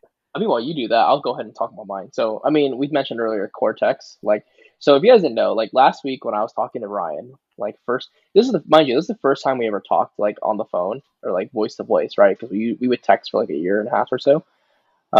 We were talking, and like towards the end of the call, we were like, okay, let's see what like stuff we're listening to. So he started sharing stuff that he was listening to. I was like, this is really good. A lot of vocals, like vocal jazz stuff that I didn't even know about, or like I wanted to revisit, and he kind of put me on to some of that stuff. And then I started putting him on to like a lot of this like crazy like fusion, and then as well as like some easy listening like soundtracks from like the 70s, like those like Italian and French soundtracks. So I mean, one of the albums I showed him was or bands in general was Cortex. They're like a French fusion jazz like band or whatever. And I mean, I see people in the VC post them. I know Buy Records like that account, and then Dylan from Old Records, they have them. But yeah, Cortex, amazing. I listen to that at work all the time. Like I'll play it on the speaker when people are coming in. Um, that one's good. I've been listening to this Ethiopian jazz artist, and his name's Hailu Mergia or Mergia. I think it's Mergia. He's like a Ethiopian like organist, and it's super cool because like back then in Ethiopia, music like lyrics were censored or lyrics were banned in songs unless it was of the sole purpose of like praising like the government or like the hierarchy there. So for him and other artists, like they don't put lyrics, but you can like when you hear them play, you can hear like the intention in their music. So that's super cool. And then K-pop because I'm into K-pop. I'll say that here. I'm into K-pop. But anyways, keep going. What did you listen to? um, so like I said, some Johnny Mercer, right? And Yeah, then yeah, this might be unexpected for most people, but bluegrass. Bluegrass. You know what? Yeah. I kind of expected that. I mean, you're not from like we from. Yeah, I mean. Well, not like the like a mountain Oh, bluegrass, right? okay. But like real acousticy bluegrass, like Bill Monroe, Yeah. just a few of his stuff. It's I think it's I play acoustic guitar, so Mm, it's pretty fun to play on a. I think bluegrass is really fun to play on acoustic. yeah, for It's sure. it's easier than it's easier to improvise than if I was playing jazz. Yeah, for So sure. I think it's when you look at it, it's like jazz. The opposite of that is bluegrass. It's funny because Okay. I have a CD. I wish I could go grab it now, but I'm not gonna drop the mic and go do that. But it's on the Skipper, right? On Black Yeah, yeah. All Jazz. Black Jazz. Yeah, yeah, yeah. I love that album. So the guy that does that, what's that guy's name? I almost said Duck I think Hard it's for like a second. it starts with a B or something like that. Yeah, yeah. Uh, but anyway, he's got some sort of label uh for jazz, but this CD that I got from a yard sale for 50 cents, it's like a bluegrass jazz record, and uh there's like songs on it, and it's got like different like ballads and memoriam stuff. So there's like a ballad for Mm. George Floyd, which I thought was Wow. super Okay. cool. Stuff like that. So it's new era, right? But it's like I guess you would call it grass jazz, if Oh, you would give it a name. got it. Okay. So I think I showed you last week like Tony Rice. So it was like a bluegrass version of Nardis. Hmm. by Miles Davis. So I stuff like that I just like get into randomly. But besides that, I've really been into Art Tatum a lot, Mm. a lot. Um, he's just it's not even his popular stuff. It's like his underrated stuff, like the Yeah, yeah, compilations yeah. and stuff that I've been listening to. Annie Ross, I got that one record on Pacific Jazz. A little bit of K Star. I was really big on K Star in the beginning of the year. Um, Bing Crosby for Bing some reason. I Crosby. mean, I love Bing Crosby, like, but I don't know why it's like resurfacing for me. And Good then holiday artist though, for sure. Holiday yeah, artist definitely. Sam Cooke, the religious stuff. too. Yeah, I remember Just you showed I've me been that. playing that a lot. I didn't even know I didn't even know about that stuff. Um, and dude, I listened to it. I think like 2 3 days ago, and I was like, this sounds amazing. And like I grew up I grew up Catholic, so like I mean I kind of relate to some of that stuff. But dude, it's just like unexpected because if you listen to Sam Cooke, a lot of people listen to like best of like kind of like that's like the extent to most people. And so when you explore out of that, it's like super interesting. And plus that was like earlier on in his career, right? Like Yeah, before like so he was on what he label was wasn't it? on Keen. It was I think it was on man, why am I forgetting right now? I have a bunch of the 45s. Maybe like Sam or something like that. Hmm. Uh, I Like can't remember, but it was like a Scepter or white, something? yellow, and what'd you say? Like Scepter? Is that was that was like I don't think it was Scepter. oh Let me okay. double check. That's interesting. Dude, but I love Um, Sam Cooke though. I remember okay, you know what's funny too? Okay, you know how earlier you were saying like Life of Berlin, that was your first jazz record? Like the jazz record that got yeah, you into jazz. So like mine obviously is Monin, but the first I think the first ever record I ever got, I still have it to this day, it's somewhere around here. It's Best of Sam Cooke. And it's like I found it at thrift store for like 50 cents. And it was you know that like was actually my first record too. You're really? talking about the RCA one, right? Yeah, the RCA one. Yeah, Yellow cover. that was my first record. Yep, Yeah, yeah. See, but there you it go. was thrashed. Dude, It mine was was trash thrashed. too. Mine was like I mean not mine wasn't too bad. I think it's DG. I definitely want to get like an original, like a better copy. Mine Um, had tons of skips. That's crazy though that we had the first. Wait, so that was your first official record then? yeah, that's my first official record. I think I bought that one, and the next day I think, and then I went back and I bought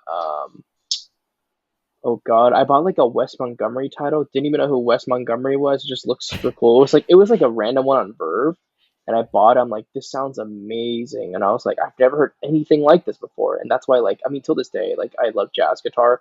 Obviously not the thing I gravitate towards the most, but jazz guitar is great. Like Kenny Dorr, no, not Kenny, Kenny Burrell, Barney Kessel. I mean Grant Green, obviously Wes Montgomery, but yeah, that's super That probably interesting. leads us into the next um, Oh yeah, the topic, next right? thing, right? Yeah, yeah. Underrated artists. Underrated artist. Go first. Go first. Go first. I want to hear yours.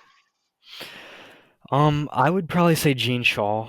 I don't know if you know who that Oh, is. okay. I've heard Gene Shaw. He's a trumpeter who had a few albums for Argo, Yeah. but they're all super good. Like after this, I'm gonna send you the link to one of the songs.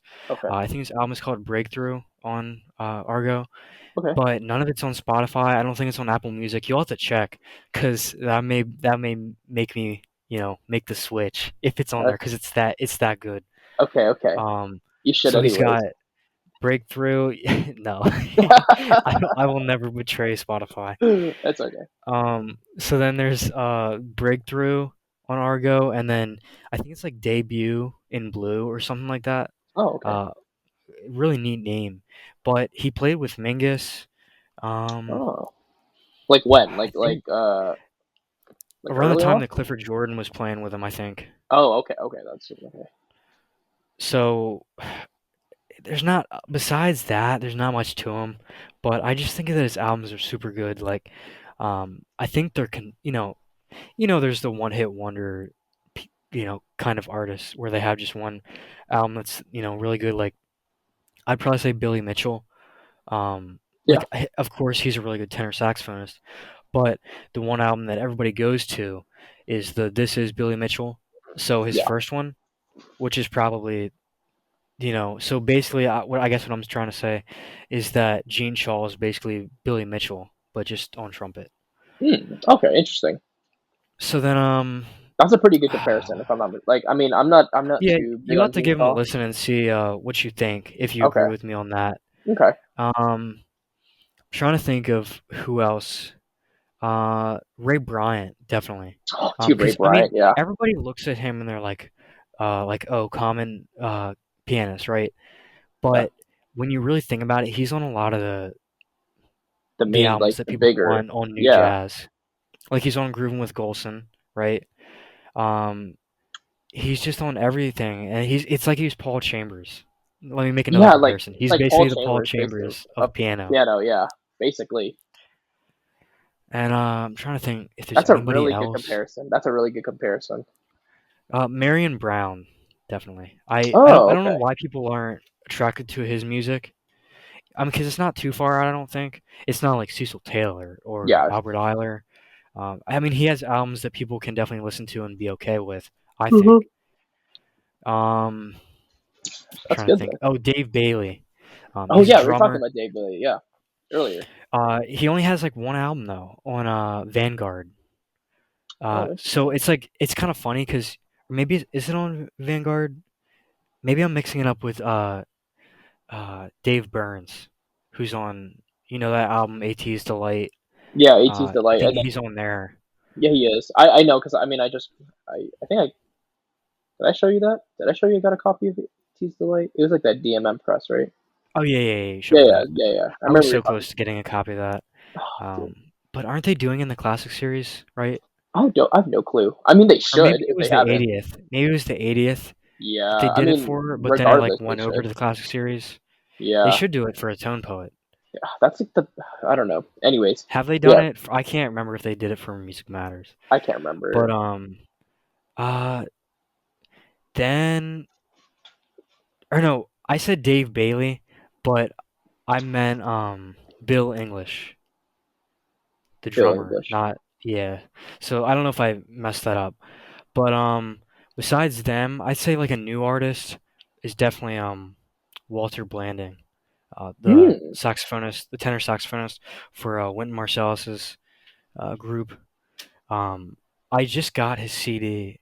Were we talking about that last week too? I remember you talking about him last week, Yeah, right? let Yeah, me grab the CD just so I can show it because I feel like it deserves to be shown. yeah. You might as well. I mean, like, Yeah, here it is. I got a promo copy of it. I think all like contemporary artists now or like newer jazz artists are kind of underrated because I mean, people kind of have this like preconceived notion where it's like, oh, you know what? Just because it's new, just because it's not old, it's not as good as like these older players. But you know, like I don't know, like I Sometimes they're just as good, if not better. yeah, especially You know, now because you're taking influence from these artists. I mean, I said earlier, I think I don't think she's underrated. I think she's like amazing. But dude, I've been getting into her more. Melissa Aldana. Melissa Aldana's great. Um, yeah, amazing. I Manuel mean, Wilkins. Emmanuel Wilkins, yeah, great. Who else? I mean, Kamasi Washington. Like those are like the bigger names. Um, Yeah, who's another underrated artist? I mean, for me, I would probably say like Sam Rivers, even though he's. I mean, I don't even think he's underrated. I think he's just compared to like Joe Henderson and like Wayne Shorter, like these '60s like guys, and it's like I think and I most think people people also just look at Fuchsia Swing Song and they're like, okay, this is the only album that I need for Sam yeah, Rivers. But in reality, there's so much more. yeah, like even like on Blue Note, you have Contours. Contours is an amazing album. Like, dude, that's I remember that was like one of the first because it was a tone poet, I think, right? It was a tone poet. Yeah, Yeah, I remember that was one of the first tone poets I've seen. Um, but at the time, you know, I was just starting out like jazz, and like I that was just not something that I was into. And then now I kind of look back on it, I was like, I wish I spent like the 35, $40 on a tone poet for Contours because now is it out of print still or what? yeah, it's out of print, Yeah, see, so sadly. now, so Sam Rivers. I mean, that's a good one, and I think another guy, Jerry Mulligan, whatever. Great as well. Don't really talk about him a lot. I mean, I think the most popular one and most common one that people want is Nightlights. Even that's like not a cheap album either. That album's like getting up in price now, and it's on And it also Philips. doesn't make sense because, like, what's the label? It's on Philips, I think it's Philips, it's on right? what?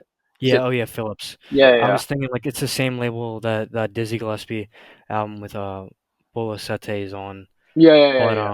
you think those albums are like there's so many of the Dizzy Gillespie albums, right?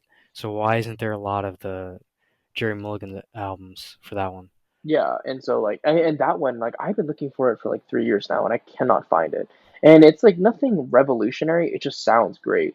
Like he kind of reminds me like even Stan Getz. Like when you listen to Stan Getz, another underrated, well underrated I guess. Like people know him for like his bossa nova stuff, but even before and after that, like dude, he was a Like on great player. Roost. Yeah, on Roos. Like when On you Roost, hear he him, was really good. yeah, when you hear him, and then like you hear him, I think it's just like maybe placebo or whatever. But when I listen to Stan Getz, his like sound is his presence is just like super strong and like fills up the room.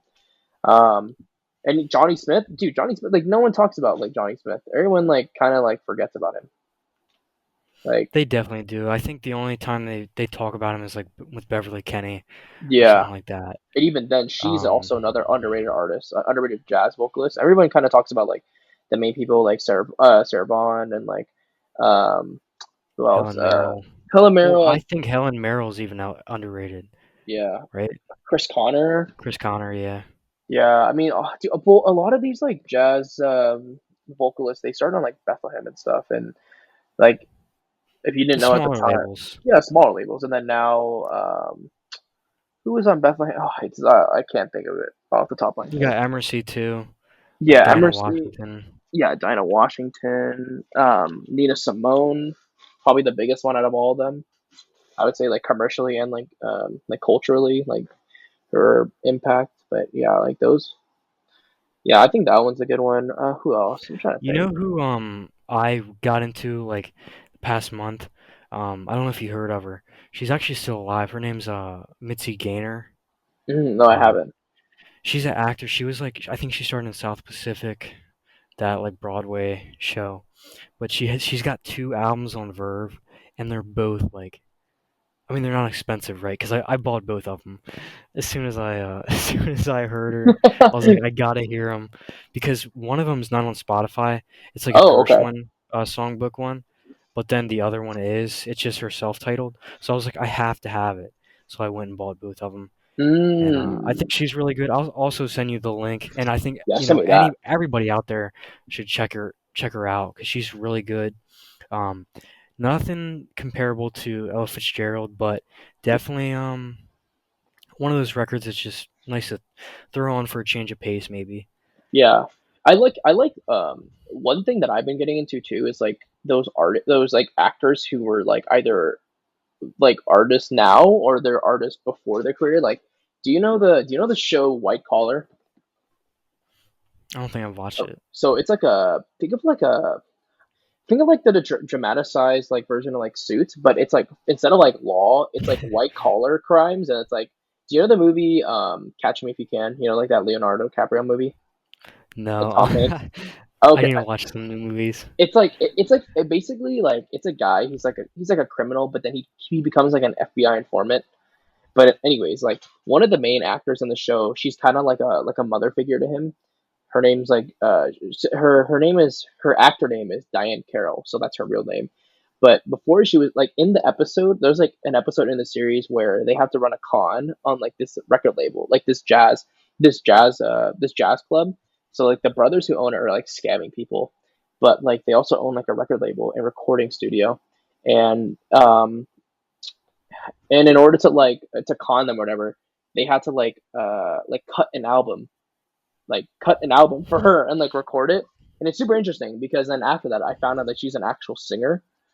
Um, and it's like super cool, like finding out like different artists were like, or different I'll actors have were to like check that artists. out. Yeah, it's super cool. I'll send you a link. What's it on? White Collar. Yeah. I think it's on Amazon or it's on Netflix, one or the other, or maybe Hulu. But her album, her self-titled, was on I think United Artist. And then she has some Wait, so other one. what year is that? It's like wait, her um or the show. Her self-titled. Her self-titled like like late 50s, early 60s. So she has one with Andre Previn, so like you know the guy on like Contemporary.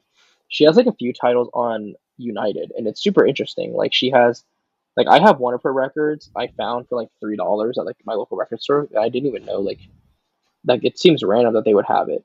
But she has some stuff from like late 50s, early 60s, and then she kind of took a break, and then now she has like some stuff from like the 70s. So it's super interesting. Hmm. There's another vocalist that I was gonna mention, Sally Blair on Bethlehem. She's Okay, got okay, her self-titled on Bethlehem, and then one on MGM. But they're okay. both really good. Nothing too crazy. I made a post on Instagram about the one on Bethlehem, but it's like she's got this real. It's it's a good delivery, right? But it's like the way that she delivers the lyrics, but it's not on par with like Ella Fitzgerald. It's just like a nice, like I was talking about with the Mitzi Gaynor records I got. It's just a nice change of pace Yeah. because I think um, one of the things that I like is when a lyricist or um, like a horn player, when something's unexpected, right? So Hmm. like you don't know how they're gonna word it, you don't know what line they're gonna take. Um, but then with most common records, popular music, a lot of this, the songs, you could kind of guess the changes and uh, it wasn't too complex. So I think it's just cool to like, I mean, for the horn players, it's like you're challenging yourself to like sit there and concentrate because usually with, let's just say you picked up like a Lee Konitz album, right? You Yeah. kind of know how it's going to sound, Yeah. right? As compared to picking up, let's just use, current example, like Mal 2. You don't know what's going on. What's I mean, going if you on? listen to it, then you'll know what's going on. But if Exactly. you listen to both those albums for the first time, you would get a good idea of what would happen with Lee Konitz. But then you're hearing Jackie McLean, Coltrane, um, you just don't know. You don't know what to expect. So I think for horn players, it's like that. But when you have vocalists, it's like just unexpected deliveries, like different styles, like who they're pulling from, like Ella Fitzgerald, Billie Holiday, Yeah. Yeah. um, just all those greats. It's kind of it's. I've always been one to think like to listen to somebody and be like, who are their influences? Because obviously back then there's not interviews where they're like, okay. Uh, Benny Carter was my influence, right? Especially if they're like unrepresented. So like Lee Morgan, obviously his influence is like Clifford Yeah. Clifford Brown, Brown. right? Yeah. But like a lot of the vocalists, you don't get an idea of who they are trying to like take after. So Exactly. Yeah. But even then, like some of like the older guys, like uh, because they're from like a different era, they don't get talked about. Like guys like Lester Young, like they're not like people like even in the jazz community, like not a lot of people know like those early guys, and it's just unless they had like a record on like Impulse or something like yeah, Coleman Hawkins yeah, Coleman Hawkins or or they just happen to collect like Savoy or something like that, like an early label. yeah, But even then, like like Cecil Payne. yeah, like He's somebody I'd like to have some of his records. yeah, him. I would love to get some Horace Parlin, some more Horace Parlin. Um, Did you get the classic series? no, I didn't, dude. Like the thing is, like I contemplate on getting it, and I feel like it would be fiscally responsible to buy the classic series only because that like I feel like one day they're gonna be like the OJCs, but because they sound better, they're probably gonna be worth more. You know what I'm saying? Because once these go out of print, I Yeah, think they're kind of done. Like you don't know the condition of the master tape right now, and like you might as well get these records while you can. And I think, um, like back then, like in the 70s and 80s, the master tapes were still decently young. If they weren't screwed up, they sound decent. But and they're still now, like to be found. yeah, But but now it's now like what happened within the um fire, the 30-year gap to yeah, the fire, yeah. yeah, But right, that's a weird thing because a lot of people thought that even myself, I thought that the Alice Coltrane tapes for Toddy El Dowd, I thought those were lost in the fire. yeah, But same then here. it's like, and there's like no information about on it, so like nobody's talking about it. No company is like making any hints at it or anything, and then all of a sudden you get Third Man Records doing a Verve by request for that, and Exactly. I feel like this is just me, but that was a stupid choice. Like, why would you do Toddy El Dowd, a record that was, needed a reissue since like the 80s, right? And it's got bootlegs and stuff because it's so rare. I mean, it's not so rare, but it's expensive, right? You don't want to spend $600 on a VG Plus copy, $300, somewhere around there. I mean, it fluctuates so much, and you don't want to take the risk online. So it's like, why would you put it on Third Man's series Dude, for third. Verve That's by request? same thing with Blue. Isn't that what they did with Blue Note? I mean, also too, we have 2 minutes left, but we can just wrap this up. But like, didn't Yeah. that's the Blue Note thing, right? Didn't they did it with Third Man? Was it Third Man? Yeah, they did I don't know that why. the Like, Detroit stuff, which I have one that because I'm not getting any of those except one, which is the Grant Green live at the Mozambique. If have you listened to that? I'm sorry. What you like cut off for a second? Have you listened to Grant Green live at the Mozambique? Yeah, I have. I listened. I streamed it on. I think it was YouTube. No, it wasn't on YouTube. Yeah, it might have been on YouTube. Yeah, I think it It was. was it's That's pretty good. it's like it's 10 out of 10. So I gotta pick it up even though the condition might be, you know, might be some defects. Cause like I got the Blossom Dearie record from Third Man on Verve by request, right? And I can hear the noise. I Yeah. can hear how bad it is.